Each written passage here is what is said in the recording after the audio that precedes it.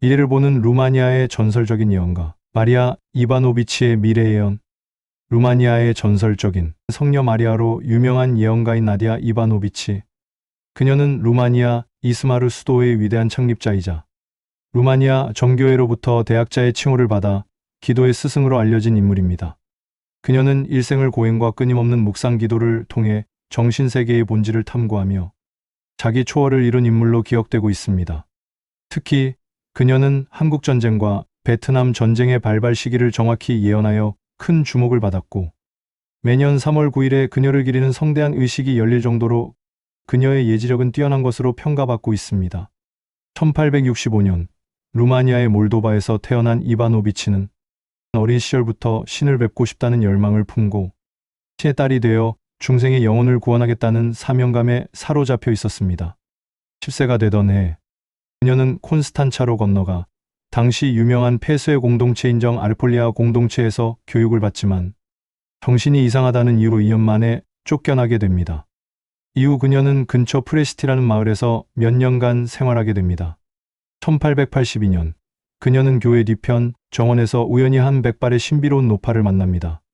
그 노파는 이바노비치에게 초록색 커버의 귀한 책을 건네며 이 책이 당신을 도울 것입니다. 라고 말하고는 마을에서 사라져버립니다.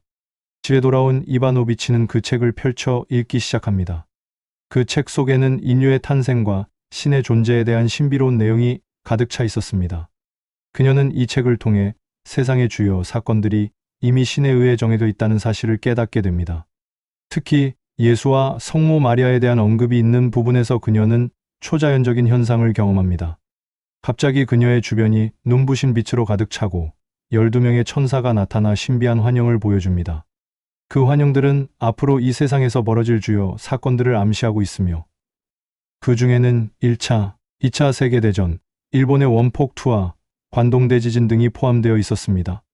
천사 중 한 명인 미카엘은 그녀에게 곧 유럽이 불바다가 될 것이라고 경고하며 인류를 위해 진심으로 기도하라고 강조합니다.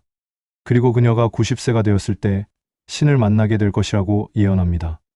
얼마 지나지 않아 유럽에서 1차 세계대전이 발발하며 전 유럽은 전쟁의 소용돌이에 휘말리게 됩니다. 이후 그녀는 은둔 생활을 하며 마을 사람들에게 가까운 미래의 변화, 즉 루마니아의 독립과 새로운 왕의 탄생에 대한 예언을 해줍니다.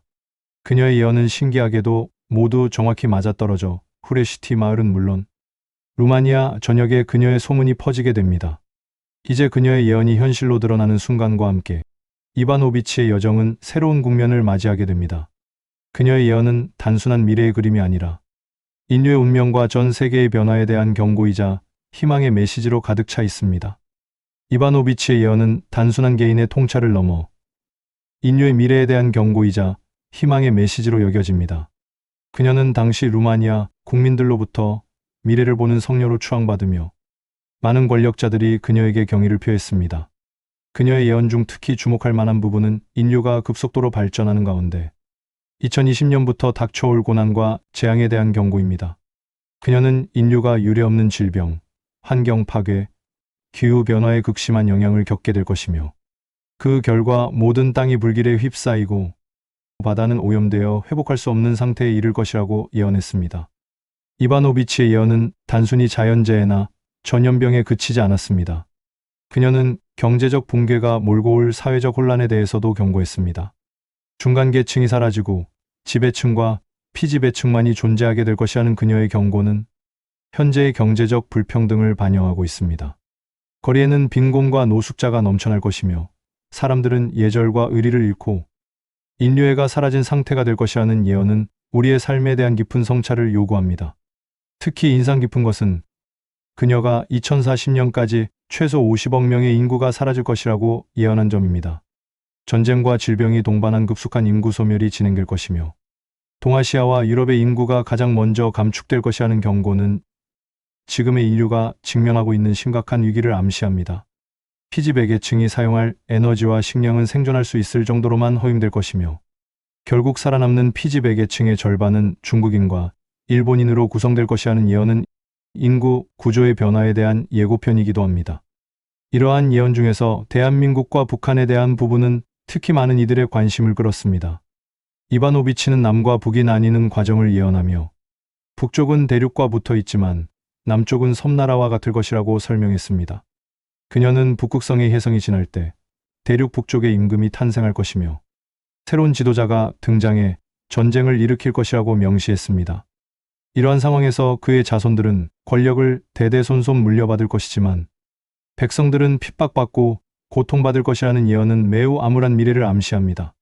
그리고 그녀는 그 누구도 예상하지 못한 시기에 동쪽 군대와 남쪽의 군대가 동시에 북쪽으로 향할 것이다 라고 예언했습니다. 이 문장은 현재의 지정학적 긴장 상태와 맞물려 더욱 긴장감을 고조시킵니다. 최근 한국은 선제 타격론에 힘을 싣고 있으며 한반도 유사시 자동 참전국을 미국, 영국, 호주 등 22개국 이상으로 늘리는 방안을 추진하고 있습니다. 동시에 북한은 남한 점령 시나리오와 선제 핵타격 계획을 공개하며 전쟁의 분위기는 갈수록 고조되고 있습니다. 이바노비치는 통일 후 한반도에서 일어날 사건들도 언급했습니다. 북쪽이 남쪽과 하나가 될 때 부패한 지도자들은 모두 숙청당할 것이고 거지들은 먹고 살 수 있게 되며 평민들은 큰 부자가 될 것이라고 예언했습니다. 이들은 전 세계에서 가장 강력한 나라 중 하나가 될 것이며 하나된 땅에서 신성한 정신적 지혜를 발견하게 될 것입니다. 이러한 변화는 단순히 정치적 통합에 그치지 않고 인류 전체에 대한 새로운 비전과 희망의 시작을 의미합니다.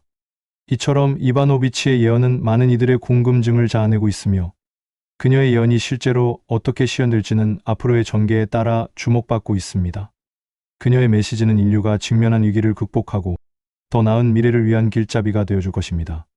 이바노비치의 예언은 단순한 기록이 아닌 인류가 나아가야 할 방향을 제시하는 중요한 경고로 여겨지며 우리는 이를 통해 깊은 성찰을 할 필요가 있습니다. 나디아 이바노비치는 현대에 들어서도 여전히 많은 사람들에게 신비로운 인물로 기억되고 있습니다. 그녀는 루마니아의 전설적인 예언가로 불리며 특히 예언의 정확성과 신비로운 삶의 방식 때문에 다양한 평가를 받고 있습니다. 이바노비치의 예언은 단순한 미래의 예측을 넘어서 인류의 운명과 사회적 변화에 대한 깊은 통찰을 제공하는 것으로 여겨집니다.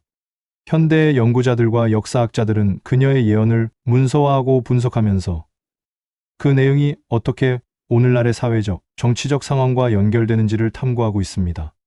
많은 이들은 그녀의 예언이 20세기 중반의 전쟁, 질병, 환경 파괴와 같은 사건들과 놀랍도록 일치한다는 점에 주목하며 이를 통해 이바노비치가 단순한 예언가가 아니라 시대를 초월한 지혜를 가진 인물로 보고 있습니다.